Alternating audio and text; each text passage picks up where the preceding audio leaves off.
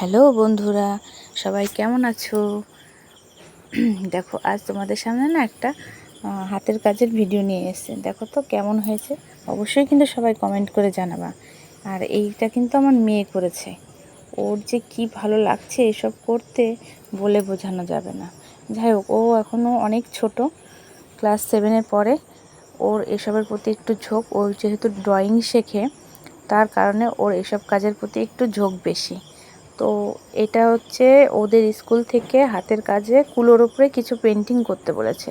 তো ও এটা করেছে। ও অন্য কিছু করতে চাইছিল, কিন্তু স্কুলে একটু সাধারণভাবেই করা ভালো, তাই ও এটা ড্রয়িং ড্রয়িং করেছে। তোমরা কিন্তু অবশ্যই কমেন্ট করে জানাবে যে কেমন হয়েছে।